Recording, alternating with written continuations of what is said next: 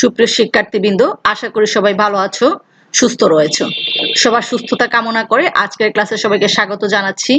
আমি জান্নাতুল ফেরদৌস রুমা, ব্যবসা শিক্ষিকা বিভাগের শিক্ষিকা। তোমাদের সাথে আজকে ব্যবসায়ী উদ্যোগের ব্যবসায়িক পরিবেশ নিয়ে কথা বলবো। ব্যবসায় উদ্যোগের ব্যবসায়িক পরিবেশ নিয়ে কথা বলবো।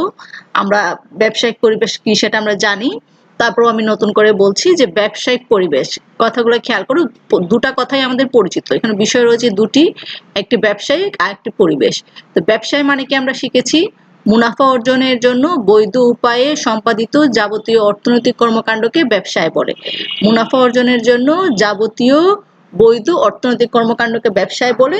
আর পরিবেশ জিনিসটা আমরা এই ক্লাসে শিখিনি, কিন্তু তুমি একদম প্রাথমিক পর্যায়ে চলে যাও, তুমি ক্লাস 3-4 এর বাংলাদেশের বিশ্ব পরিচয় বা পরিবেশ পরিচিতি সমাজ বইয়ে যাও, তখন তুমি দেখো মনে হচ্ছে তোমার পরিবেশ কাকে বলে। কি শিখেছিলাম, আমাদের চারপাশে যা কিছু রয়েছে তাই হচ্ছে আমাদের পরিবেশ। যেমন তোমার পাশে যদি তোমার মা থাকে, তোমার বিছানা থাকে, তোমার পড়ার টেবিল থাকে, তোমার দেয়াল থাকে, সেটাই তোমার পরিবেশ।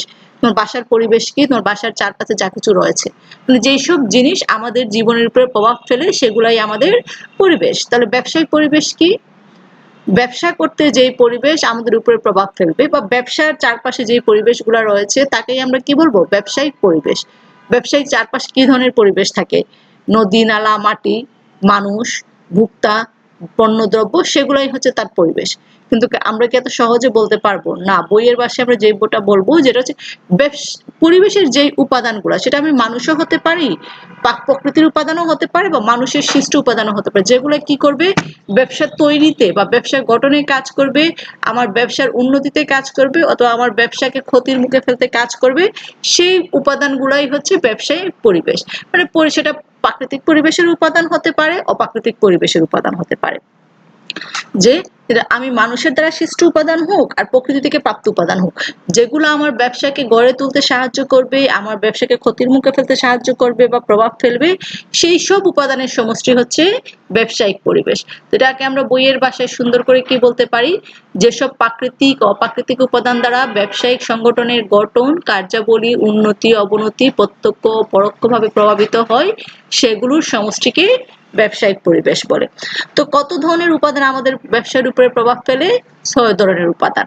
তো তার উপরে ভিত্তি করে ব্যবসায়িক পরিবেশকে 6টি উপাদানে ভাগ করা হয়েছে। উপাদান 6টি হচ্ছে প্রাকৃতিক পরিবেশ, অর্থনৈতিক পরিবেশ, রাজনৈতিক পরিবেশ, সামাজিক পরিবেশ, আইনগত পরিবেশ, প্রযুক্তিগত পরিবেশ।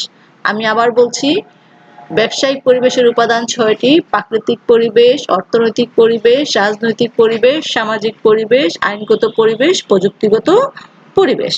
তো এখন আমরা দেখি প্রাকৃতিক পরিবেশ কি।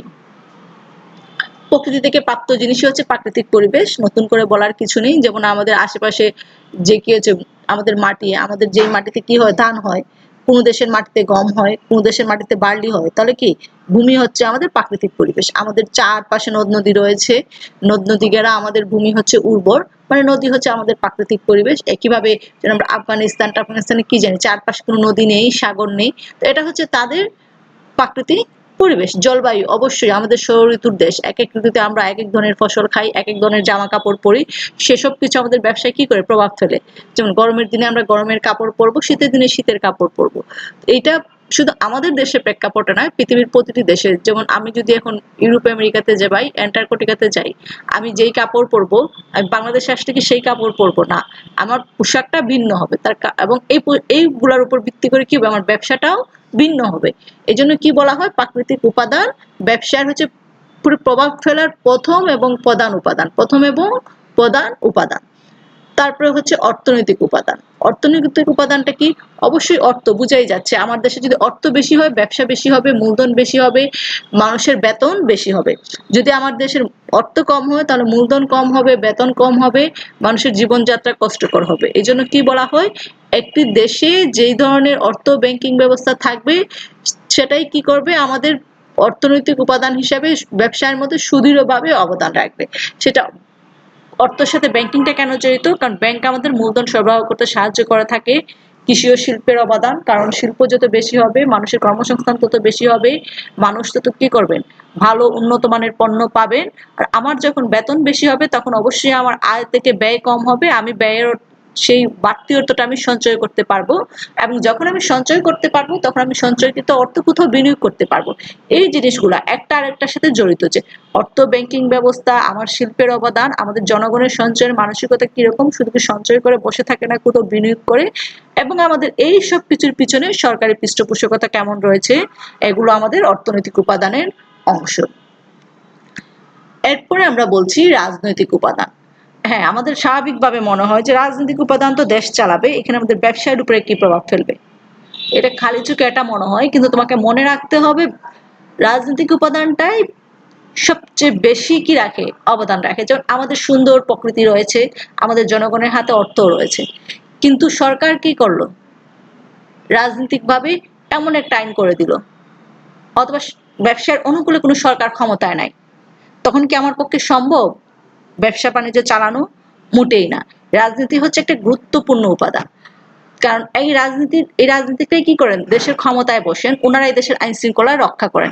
এখন যদি এমন কোনো সরকার থাকেন যাদের দেশের আইন শৃঙ্খলার প্রতি কোনো মনোযোগ নেই, তাহলে কি তুমি ব্যবসা করতে পারবে? তুমি ব্যাংক থেকে তোমার টাকা নিয়ে দোকানে যেতে যেতে টাকা কি হয়ে যাবে, ছিনতাই হয়ে যাবে। তারপর ধরো এমন একটা বাণিজ্য নীতি করে রাখা হলো যে কি, যে এখানে ব্যবসার মোটেই অনুকূলে না, তখন কি হবে, তখন কি সম্ভব করা? মোটেই সম্ভব না। আমাদের আশেপাশে যে দেশগুলোর সাথে আমাদের ব্যবসা করতে হবে তার সাথে সরকারের কোনো সুসম্পর্ক নেই, সবসময় একটা মারামারি সম্পর্ক, সম্ভব না। এজন্য একটা ব্যবসায় বান্ধব সরকার, যিনি আইন শৃঙ্খলা ঠিক রাখতে পারেন, প্রতিবেশীদের সাথে সম্পর্ক ভালো রাখেন, ব্যবসা ভালো বুঝেন, সেই ধরনের রাজনৈতিক দল ক্ষমতায় থাকা জরুরি। অন্যদিকে যদি একটি দেশে 6 মাস যায় না সরকার পরিবর্তন হয়, আমাদের সবসময় হরতাল ধর্মঘট লেগে থাকে, সেগুলো কি হয়, আমাদের ব্যবসার জন্য প্রচুর বাধার সৃষ্টি করে। সামাজিক উপাদান, এটা আরেকটা গুরুত্বপূর্ণ উপাদান। সামাজিক উপাদান মানে কি, আমাদের চারপাশের সমাজে আমাদের যে মানসিকতা রয়েছে এবং এই মানসিকতা গড়ে তুলতে যে উপাদানগুলো কাজ করে। যেমন জাতি, তো একটা দেশে যেই জাতির লোক বেশি সেই ধরনের ব্যবসা বেশি হবে। যেমন আমাদের এখানে বাঙালি জাতির লোক বেশি, মানে ওরা ভাত চাল ভাত মাংস খায়, মাছে ভাতে বাঙালি, তো আমাদের এখানে এই খাবারগুলোই হয়। এখন আমাদের দেশের ভিতরে যদি আমরা সাঁওতাল পল্লীতে যাই, চাকমা পল্লীতে যাই, কি দেখবো, খাবারের ধারণাটা সম্পূর্ণ ভিন্ন, মানে সেখানে ব্যবসাটাও অন্যরকম। একেবারে ধর্মীয় বিশ্বাস স্বাভাবিক। আমাদের এখানে কি হয় দেখো, আমরা ঈদের সময় ব্যবসা বাণিজ্য বেশি হয়, ইউরোপ আমেরিকাতে কি হয়, ক্রিসমাসের সময় ব্যবসা বাণিজ্য বেশি হয়, আবার আমাদের ভারতে কি হয়, পূজার সময় ব্যবসা বাণিজ্য বেশি হয়। এই প্রভাবটা কে রাখছে, ধর্ম রাখছে। ভোক্তাদের মনোভাব, হ্যাঁ আমার সবকিছু ঠিক আছে, অর্থ আছে, টাকা আছে, পয়সা আছে, কিন্তু ভোক্তারা কি করতে চায় না, কিনতে চায় না। তুমি একই জিনিস দেখো, যেই জিনিস আমাদের ঢাকার গুলশানে বিক্রি হয় সেই জিনিস কি আমাদের একদম প্রত্যন্ত গ্রামে বিক্রি হবে না, কারণ আমাদের ভোক্তাদের মধ্যে মনোভাবের পার্থক্য রয়েছে। মানব সম্পদ, হ্যাঁ আমরা মানব সম্পদ না হয়ে কি হয়ে গেলাম, পচা হয়ে গেলাম। আমরা তখন কি করব, পচা পচা জিনিসের দিকে যাব, তখন আমাদের ব্যবসাটা সেদিকে যাবে। আর আমি যদি ভালো হই, উপযুক্ত হই, আমার মানসিকতা অবশ্যই ভালোর দিকে থাকবে, তখন আমি ভালো জিনিসগুলাই করব।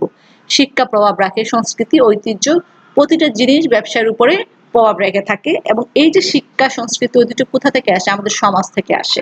এই জন্য সামাজিক উপাদানও ব্যবসায় একটি গুরুত্বপূর্ণ উপাদান। আইনগত উপাদান, হ্যাঁ একটু আগে বলেছিলাম না যে রাজনীতিটা কি করেন, আইন প্রণয়ন করেন। আইনটা কিসের অনুকূলে হচ্ছে, আমাদের বাণিজ্যের অনুকূলে নাকি বিপরীতে? শিল্প আইনটা কি শিল্পপতিদের অনুকূলে, ভোক্তা আইন কি ভোক্তাদের অনুকূলে কিনা? এই যে কিছু যদি অনুকূলে হয় তাহলে ব্যবসা করা খুবই সহজ।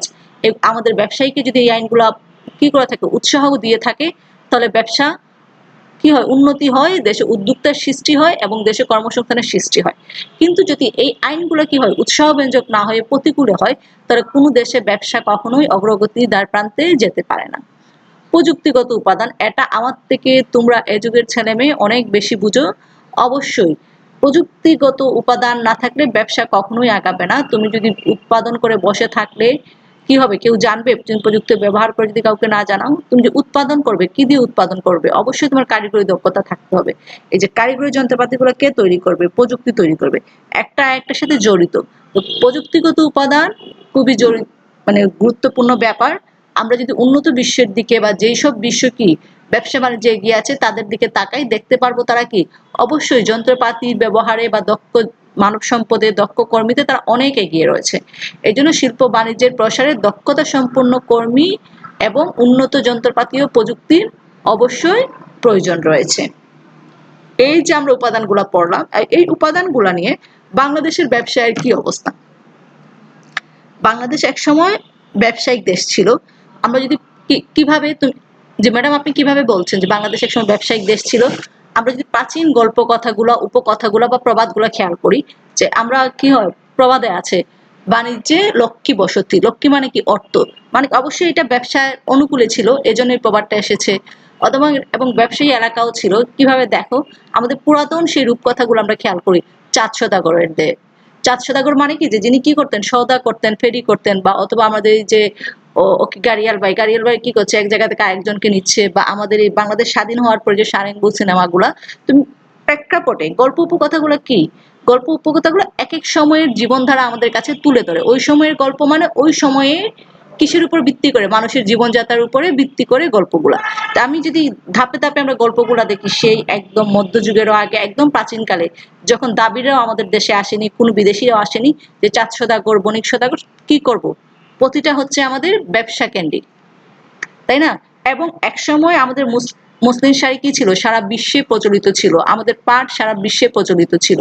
এই প্রতিটা জিনিস কি প্রমাণ করছে? আমরা ব্যবসায়িক নির্ভর দেশ ছিলাম, কিন্তু কালক্রমে কি হয়েছে? আমরা এখন একটি কৃষি নির্ভর উন্নয়নশীল দেশে পরিণত হয়েছি। এবং এই উন্নয়ন হওয়ার প্রেক্ষাপটে এখন আমাদেরকে কি করতে হবে? দেশকে এগিয়ে নিতে হলে আমাদের ব্যবসার দিকে লক্ষ্য রাখতে হবে। তার জন্য কি? অবশ্যই আমি প্রথমেই বলেছি, আমাদের প্রাকৃতিক উপাদানগুলো সম্পূর্ণরূপে ব্যবসার অনুকূলে। আমাদের বাকি যে প্রত্যেকটা উপাদান, সেই উপাদানে কিছু আমাদের অনুকূলে, কিছু প্রতিকূলে। তাই ওই জিনিসগুলোকে অনুকূলে আনার জন্য আমাদের অবশ্যই তার দিকে মনোযোগ দিতে হবে। এবং সরকারকে একা মনোযোগ দিলে হবে না, সরকারের পাশাপাশি আমাদেরকেও এগিয়ে আসতে হবে। এবং তাহলেই কি হবে? আমাদের দেশে ব্যবসা বাণিজ্যে এগিয়ে যাবে। এতক্ষণ সবাই মনোযোগ দিয়ে ক্লাসটি করেছো, আশা করি বুঝেছো। বুঝে থাকলে তোমরা বইয়ের কর্মপত্র 4 করবে। শুধু বইয়ের কর্মপত্র 4 না, পাশাপাশি তুমি প্রত্যেকটা পড়বে, যে বাংলাদেশের ব্যবসায়িক পরিবেশ এখানে, কারণ এই স্লাইডে তো সব কথা বলা সম্ভব না। তো পড়বে, পড়ে তুমি যা বুঝবে সেখানে নিজে নিজে, কারণ আমরা এখন এসএসসি দিব, অন্যান্য বছরের প্রশ্নগুলো আমরা এই অধ্যায় থেকে বা ব্যবসায়িক পরিবেশ থেকে যে প্রশ্নগুলো এসেছিল সেগুলো লেখার চেষ্টা করবে। সবাইকে মনোযোগ দিয়ে ক্লাসটি করার জন্য ধন্যবাদ।